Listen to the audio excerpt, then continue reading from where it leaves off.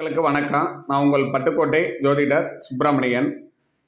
ராகு கேது பயிற்சி இப்போ இன்று 26/4/2025 அன்று ராகு பகவானும் கேது பகவானும், ராகு பகவான் பூரட்டாதி 1ஆம் பாதத்தில் கும்பத்திலும், கேது பகவான் உத்திரம் 1ஆம் பாதம் சிம்மத்திலும் பயிற்சி ஆகிறார்கள்.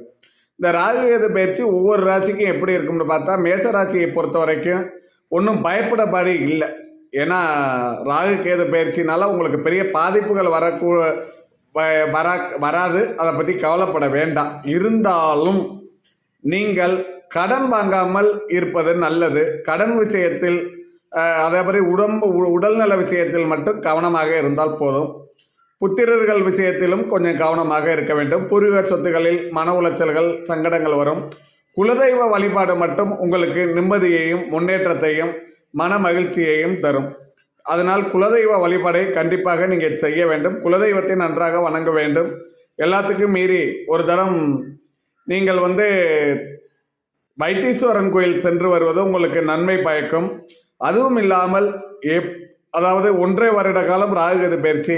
இந்த 1.5 வருட காலத்தில் ஒரே ஒரு தடவை மட்டும் ஒரு லாட்டரி சீட்டு, ஏதாச்சும் வெளிநாட்டில் இருக்கவங்க சொல்கிறேன், தமிழ்நாட்டில் இருக்கவங்களாம் எடுக்க வேண்டாம், ஒரு லாட்டரி சீட்டு மட்டும் ஒன்று எடுக்கலாம். மற்றபடி இந்த ராகுகேது பயிற்சியால் உங்களுக்கு தீமைகள் கிடையாது, நன்மைகள் உண்டு. அன்புடன் பட்டுக்கோட்டை ஜோதிடர் சுப்பிரமணியன்.